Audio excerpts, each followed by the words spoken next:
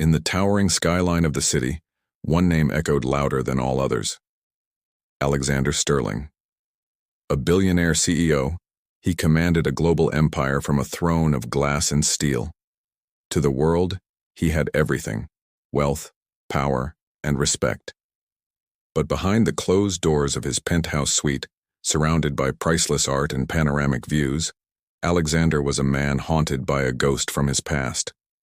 Every night, the same face would surface in his dreams: his ex-wife, Isabella, the only woman he had ever truly loved. He had let his ambition blind him, pushing her away until she vanished from his life without a trace. He had spent years searching, but it was as if she had disappeared from the face of the earth. The regret was a constant weight on his soul, a cold reminder that all the money in the world couldn't buy back what he had lost. His life was a gilded cage, filled with success, but empty of joy. One crisp morning, as Alexander was reviewing quarterly reports, his loyal assistant, David, rushed into the office, his tablet in hand. "Mr. Sterling, you have to see this," David said, his voice filled with an unusual urgency. "It's gone viral overnight." On the screen was a photograph, raw and powerful. It depicted a little girl, no older than 7, with ragged clothes and dirt on her cheeks, carefully feeding a spoonful of soup to her frail, sick mother on a busy street corner. The image was a stark contrast to Alexander's polished world, a poignant scene of love amidst hardship. It was touching, certainly, but Alexander was about to dismiss it when something made him pause. He asked David to zoom in on the little girl's face. As the image sharpened, the air in the room grew still. Alexander's breath caught in his throat, and the world around him seemed to fade away. The little girl's eyes. They were Isabella's. The gentle curve of her smile, the distinct shape of her nose. It was as if he were staring at a miniature version of the woman he had lost. His heart pounded against his ribs, a frantic drumbeat of disbelief and a flicker of impossible hope. Could it be? After all these years? The resemblance was too uncanny to be a coincidence. The photo wasn't just a viral sensation, it was a sign, a breadcrumb leading him back to a life he thought was gone forever.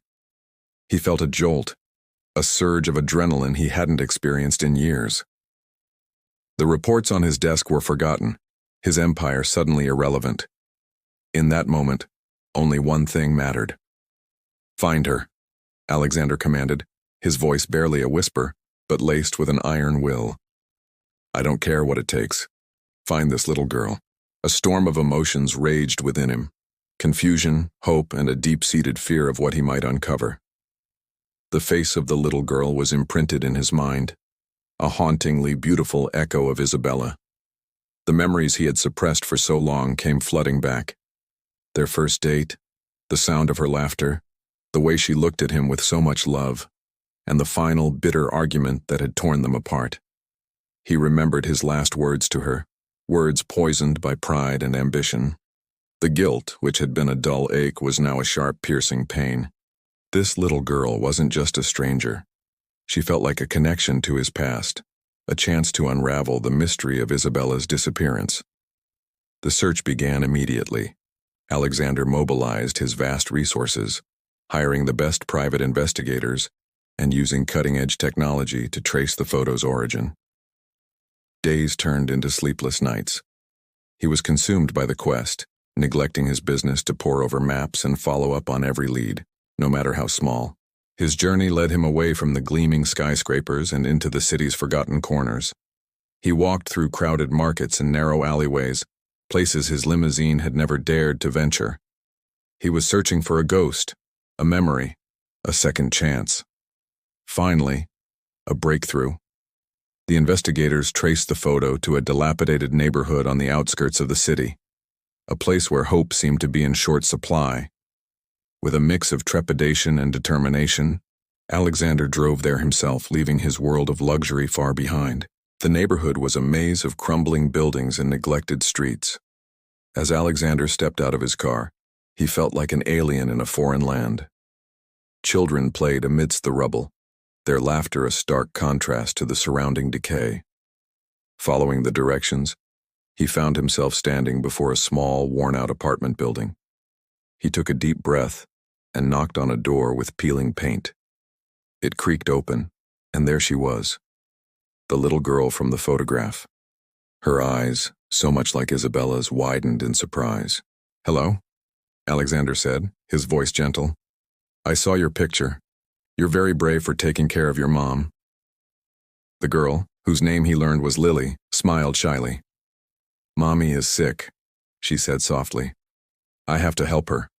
Just then, a weak voice called from inside. "Lily, who is it?" A woman emerged from the shadows of the small room, leaning against the doorframe for support. Time seemed to stop. Alexander's world tilted on its axis. It was her, Isabella. She was thinner, her face etched with hardship and fatigue, but it was unmistakably her. The vibrant, joyful woman he once knew was now weathered by life's storms, but her eyes, when they met his, still held the same fire. For a moment, they just stared at each other, the years of silence and separation crashing down around them. Isabella's expression was a whirlwind of shock, pain, and old, buried feelings. "Alexander?" she whispered, her voice trembling. The name sounded foreign on her lips, a relic from another lifetime. It was all real. He had found her. The air was thick with unspoken words, with years of regret and questions. But before Alexander could say anything, he looked from Isabella's weary face to little Lily's, and the truth hit him with the force of a physical blow. The timeline, the resemblance, the age of the child. It all clicked into place. This wasn't just Isabella's daughter. This was his daughter, a child he never knew existed, a part of him and the woman he loved, living in poverty while he lived in unimaginable wealth. The realization shattered him. The weight of his past mistakes, of his pride and neglect, came crashing down. He had been chasing success, building an empty empire while his own family, his own flesh and blood, was suffering. Tears welled in his eyes, not of sadness, but of profound, overwhelming guilt and a sliver of undeserved joy. Overcome with emotion, Alexander fell to his knees before them. "Isabella," he choked out, his voice breaking. I am so sorry." All the arrogance, the power, the billions of dollars meant nothing in that moment. He was just a man, stripped bare, facing the consequences of his actions. He looked at Lily, his daughter, who stared back with innocent curiosity. He had missed her first steps, her first words, her entire life. In that small, run-down apartment, Alexander Sterling, the billionaire CEO, found what he had been missing all along: a reason to live, a purpose far greater than any business deal. He knew it wouldn't be easy. He couldn't erase the years of hardship. But as he looked at Isabella and their daughter, he made a silent, unbreakable vow. From that day forward, Alexander dedicated himself not to his company, but to his family. He knew that winning back their trust would be the hardest negotiation of his life, a deal that couldn't be bought with money. He began not with grand gestures, but with small, consistent acts of care. He ensured Isabella received the best medical treatment, and he spent his days simply being with Lily, learning to be a father. He read her bedtime stories, helped her with her drawings, and listened to her chatter about her day.